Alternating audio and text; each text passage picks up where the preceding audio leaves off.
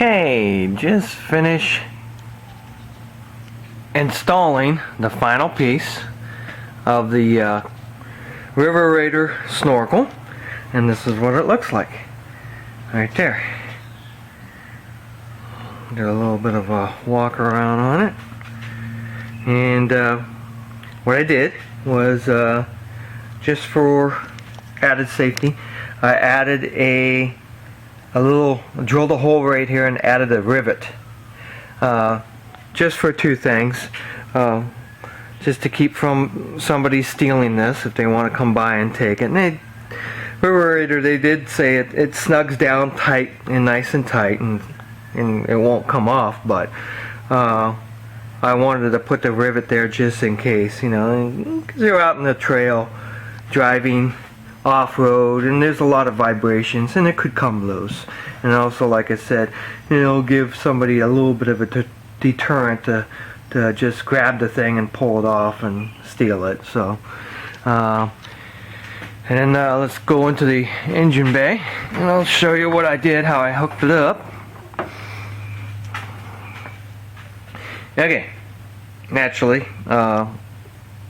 it's running through that inlet piece, and on my AEM brute force cold air intake, I just piped it into the side of the box right there, and there's that.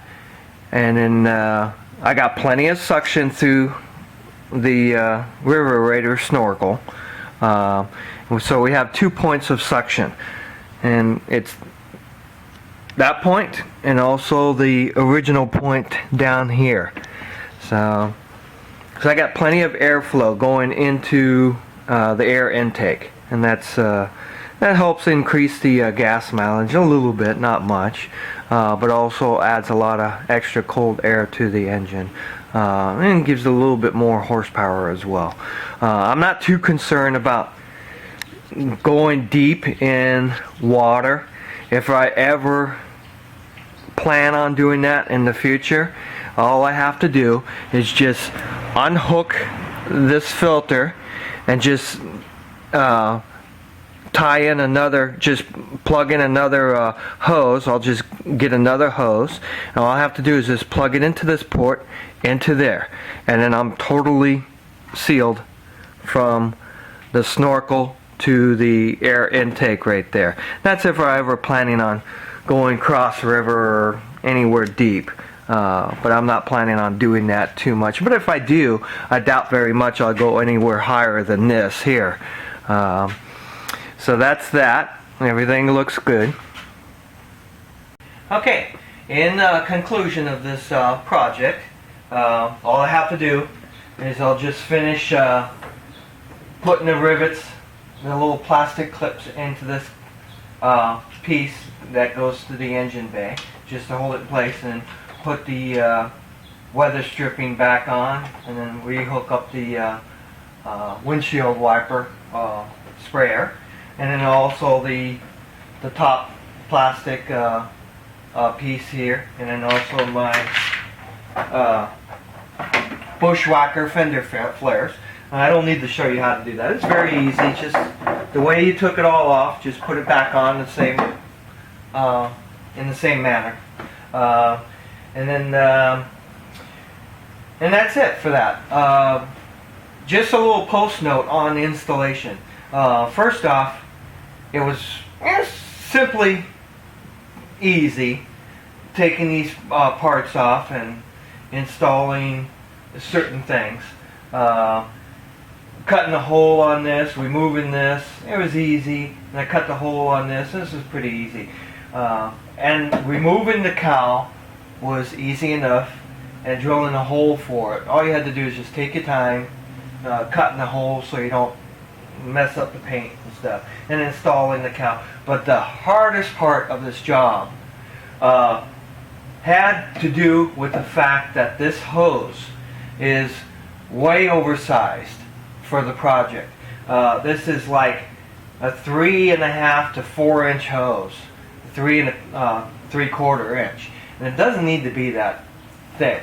I wish it was about 2.5 inches, You could have easily got it through here without fighting it for an hour, and you'll still have plenty of flow, volume going to the engine. So this hose was a little bit too thick, a little bit too wide. I wish it was about 2.5 inches instead of, and he said it's 3 inches, but it's 3 inches at the flange, but here it's about 4 inches from this point to this point. So that's what really made it a pain in the butt trying to get these bolts in, because it was lifting everything up. If the hose was small enough, like 2.5 inch, you could have used these plastic clips and it'd been done just like that. But since the hose was so thick, pushing everything up, we had to put the stainless steel bolts, which I ended up doing anyway. But all in all, it was very good. And also one more note, in the beginning of the instructions, it said that you have to lift your vehicle on a jack to get to these points. You don't have to. If you have an FJ Cruiser that's lifted to begin with, has a 3 inch, at least a 3 inch lift, or even a stock FJ Cruiser, you got plenty of room in here to get up underneath here to the bolts to do your work. You don't need to take the extra added dangerous measures of lifting this vehicle and putting it on a jack to where you have to work up under here, work in here, trying to get the bolts off and everything. So you don't need to do that.